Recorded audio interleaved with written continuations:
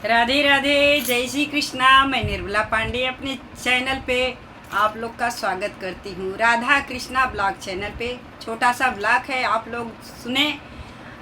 शिव चर्चा कहानी है। अपना अपना आशीर्वाद अपनी बड़ी बहन को बनाए रखना। हर हर महादेव। एक गांव में एक शिष्या रहती थी और उनका क्या है ना, उनके 3 बहू थी। 3 बेटे थे, 3 बहू थी। और वो शिष्या शिव जी का इतना बड़ा भक्त थी, जहाँ शिव चर्चा होता था वहाँ वो जाती थी। और बहू लोग भी खुश रहती थी। उनके घर में कभी लड़ाई झगड़ा कभी होता ही नहीं था। लेकिन देखो, किसके घर में लड़ाई झगड़ा नहीं होगा ना, तो आजू बाजू को देखो, खुशी देखते हैं तो भी नाराज़ी, और नाराज़ी देखेंगे तो भी नाराज़ी, क्योंकि उनके दुखी में उनका ही खुशी होती है। तो बाजू वाले के घर में, उनके घर में भी बहू थी, बेटी थी, परिवार उनको भी था। लेकिन वो जब शिव चर्चा में चली जाती थी तो आके उनके घर में उनके बहू से झगड़ा लगाती थी और बोले, बड़ी बहू से बोले। और जबकि उनकी बहू बहुत उनको चाहती थी, अपनी सासू माँ को बहुत चाहती थी, कभी भी कुछ बोला नहीं अपने सासू को।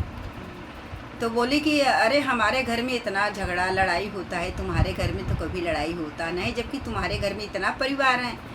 तो बोले कि देखो अम्मा, हमारे घर में मायके में भी कभी होता नहीं था, हम लोग झगड़ा जानते नहीं है कैसे झगड़ा होता है। और हमारी सासू भी हम लोग को बात बेटी समझती है। कभी हमको कुछ गलती भी हो जाता है तो हमारी सासू माँ हमको कुछ बोलती नहीं है, तो झगड़ा कैसे होगा। और हम लोग झगड़ा का हाल जानते नहीं हैं। तो बोले कि नहीं जानते हो। कहें नहीं, कहें ऐसा है कि कल तुम अपने दाल में 1 किलो नमक डाल देना, देखो झगड़ा होता है कि नहीं होता है। कहें ठीक है अम्मा। देखो, डेली डेली अगर वही बात आके बहू को या बेटी को या सासू माँ को कोई भड़काएगा ना, तो कभी न कभी वो दिमाग में आ ही जाता है। तो बोले ठीक है। और वो जब सासू माँ गई शिव चर्चा में तो 1 किलो नमक ले जाके दाल में डाल दी। अब सासू माँ आई तो बहू ने खाना निकाल के दिया। तो देखो, उनके ऊपर तो शिव गुरु का आशीर्वाद था। तुझे इतना नमक था ना, तो उनको तो पता ही नहीं चला उनके आशीर्वाद से। तो अपना पूरा खाना खा के फिर अपना गई, अपना सोई। तो फिर दूसरे दिन फिर नहा धो के फिर शिव चर्चा में गई। तो बोली कि फिर बुढ़िया आ गई बाजू वाली। वो बोली क्या तुम्हारे घर में हुआ कि नहीं आज झगड़ा। वो बोले कि देखो, आप जैसे बोली थी अम्मा, मैं वैसा ही कर दी। मैंने 1 किलो नमक डाल दी, लेकिन फिर भी हमारी सासू माँ जो है खाना खा ली और सोई। और फिर हम लोग को अच्छे से प्रेम से थी, तो कैसे झगड़ा होगा। तो बोले ठीक है, अभी कल ऐसा करना कि अपनी सासू माँ का जब आएंगी तो उनको पानी वानी कुछ मत पूछना, उनको चिल्लाना चालू कर देना कि तुम्हारा यही धंधा हो गया है, तुम ही जाती हो, घर का पैसा ऐसा बर्बाद करती हो। सब दिमाग में वो भरने लगी बुढ़िया। कहे ठीक है, कल से ये भी करूँगी। अब सासू माँ आई, उनको बहू बात सुनाने लगी और पानी भी नहीं पूछे। वैसे शिव चर्चा में से आती थी तो पानी लेके जाती थी अपनी अम्मा को, लेकिन उस दिन नहीं बोली। तो बाद में वो बोली कि गई अपने हाथ से पानी ले ली सासू माँ, पी ली और खाना भी लेके खा ली, फिर भी झगड़ा नहीं हुआ।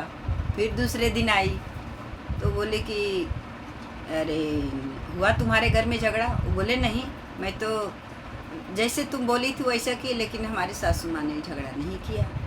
बोले ये बात है। कहें हाँ, या हमारे घर में इतना झगड़ा होता है, इतना झगड़ा होता है, छोटी छोटी बात के लिए क्या मैं करूं, और तुम्हारे घर में झगड़ा नहीं होता है, हमें तो बहुत टेंशन है।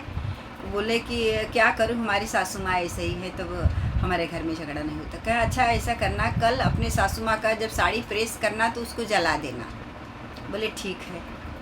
दूसरे दिन सासू माँ का साड़ी प्रेस करने लगी तो उसी पे प्रेस रख दी, साड़ी जल गई रेशम की। जब साड़ी जल गई तब सासू माँ ने जब पहनी साड़ी, तब सासू माँ को दिखा नहीं जला, क्योंकि वो शिव गुरु के कृपा से उनको ऐसा अच्छी साड़ी दिखने लगी। इसके लिए सासू माँ बोली नहीं, पहन के चली गई। फिर आई दूसरे दिन तो बोलती झगड़ा, जैसे मैं बोली तो उसे किया, झगड़ा हुआ? बोले नहीं। तो क्या बोली बहू? रेशम कसड़िया हम सासू कजरवली हो, सासू कजरवली हो, तब नाही सासू मोर बोलई हो राम, तब नाही सासू हमके डांटे हो राम। रेशम कसड़िया हम सासू कजरवली हो, सासू कजरवली हो, तब नाही सासू हमके बोले हो राम। 1 किलो नमक हम दली या में डलली हो, डली या में डलली हो, तब नाही सासू हमके बोलई हो राम। अपने हम सासू जी के पनिया न पूछली हो, पनिया न पूछली हो, तब सासू हमके नाही बोले हो राम।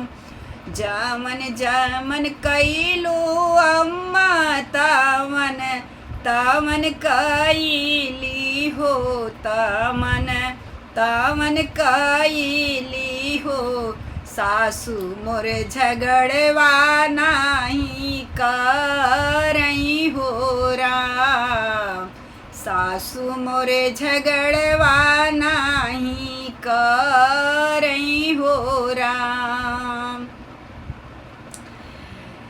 तो एक दिन अब वो पड़ोसी का बात सुन के सब काम कर डाली, लेकिन सासू माँ ने झगड़ा कभी नहीं किया अपने बहू से। तो एक दिन सब गंगा स्नान जा रहे थे और गांव के सब लोग जा रहे थे। बहू ने बोला अम्मा मैं भी जाऊं स्नान करने के लिए। बोले जाओ। सासू माँ कभी रोक टोक किसी बात के लिए अपने बहू के लिए नहीं बोलती थी। देखो जहाँ रोक टोक होता है ना वहीं झगड़ा होता है। तो बोली जाओ। तो बोली अम्मा जब मैं जाऊंगी तो क्या बोलूं, गंगा नहाऊंगी तो कैसे नहाऊंगी, क्या नहाते समय क्या बोलना पड़ेगा। तो सासू माँ ने बोली कि जाके बोल देना, जब नहाने लगना तो बोल देना कि सासू का करनी सासू के मिले और बहू हमारी करनी हमें मिले। सासू का करनी सासू को मिले, बहू का करनी बहू को मिले, यही बोल के स्नान कर लेना। बोला ठीक है अम्मा मैं जाती हूँ। गए अपना नहा के निकल आए, अच्छे से नहा के निकल आए। तब तो उनको कुछ नहीं हुआ। फिर नहाने के बाद में उनको याद आया कि सासू मेरी ये बोली है मुझे बोलना है। तो फिर गई नहाने और फिर यही बात गंगा हाथ में लेके बोली सासू की करनी सासू को और बहू को करनी बहू को। और इतने में गंगा माँ ने क्रोधित हो गई, कितनी सीधी सासू माँ हैं, तुम इतना सता रही हो। गंगा के क्रोधित होने से उनके बदन में पूरे मतलब ऐसा घाव हो गया कि सब लोग घिन करने लगे उनसे। अब क्या करें। फिर वो कोई उनको बस में नहीं बैठाया। बोले कि नहीं वो बस में बैठेगी तो हमको हो जाएगा। वो बोले हमको हो जाएगा, एलर्जी हो जाएगा। ऐसा करके कोई उनको बैठाया नहीं। अब यहाँ आने पर पड़ोसी जो पड़ोसी झगड़ा लगाती थी वही जाके सासू माँ से बोली तुम्हारे बहू को ऐसा हो गया नहाने के बाद, अभी तुम्हारी बहू चल के आएगी, देखो कब तक आती है। अब सासू माँ को तो बहुत टेंशन हो गया। दूसरी गाड़ी साधन की और गई गंगा के किनारे और बहू को ले आई। अब आने के बाद में अपने घर में बहुत बड़ा शिव चर्चा रखी और शिव चर्चा में सभी गांव के औरतों को, अपनी सभी गुरु बहिना को बुलाई। सब लोग आए। सब लोग मन में ये भी विचार कर रहे थे उसकी बहू बीमार है, हम लोग चलेंगे, हम लोग को तो ना हो जाए। लेकिन उसमें कोई कोई इतना समझदार रहती हैं, वो बोले कि नहीं चलेंगे शिव चर्चा में। तो सब लोग आए, शिव चर्चा हुआ। जो शिव भगवान का जल था वही अपने बहू को पिलाई और शिव गुरु महाराज से प्रार्थना की सासू माँ कि अब उनका करनी का उनको फल मिल गया है। शिव गुरु महाराज हमारी बहू को उनको ठीक कर दो, क्योंकि वो हमारी बहू है। आप सब हम आपका इतना दिन से पूजा करते हैं, बच्ची है नहीं समझ पाई, तो बच्चे से जो गलती होती है माँ ने क्षमा करती है। आप गुरु हो हमारी बहू को क्षमा कर दीजिए। बहू हमारी भटक गई थी, ऐसा हमारी बहू थी नहीं। बहू शिव गुरु के कृपा से बहू एकदम अच्छी हो गई। और सब लोग जो आए थे गांव वाले देख के बहुत अचरज हो गए कि देखो बुढ़िया ने इतनी भक्ति में इतना शक्ति है, शिव गुरु महाराज ने सब कुछ अच्छा कर दिया। उसी दिन से सब लोग शिव गुरु का भक्त बन गए। और बहू जो भटक गई थी सारे बात अपने सासू माँ से बोल दी। इन्होंने अम्मा ने हमको सब बोलती थी, अम्मा हमसे बहुत बड़ा गलती हो गया। कहे चलो गलती हो गया तो क्या हुआ, समझ में आ गया ना। अब अपना घर अपने से देखो, जिसके घर में शिव गुरु का पूजन होता है, शिव गुरु का मान सम्मान होता है, उसके घर में कभी दरिद्रता का वास नहीं होता है, कभी भी किचायन नहीं होगा, कभी झगड़ा नहीं होगा, बहुत सुख शांति मिलती है। आप लोग आजमा के देखो, जिसके घर में शिव गुरु का ज़्यादा से ज़्यादा पूजन पाठ होता है, मान सम्मान होता है, उसके घर में जाके देखो। जिसके घर में शिव गुरु को कुछ मानते ही नहीं है, उसके घर में जाके देखो, पता चल जाएगा आप लोग को। और हमारा ये ब्लॉग आप लोग को अच्छा लगे तो ज़्यादा से ज़्यादा लाइक शेयर करें, और नए भाई बंधु हो तो सब्सक्राइब कर लेना। हर हर महादेव।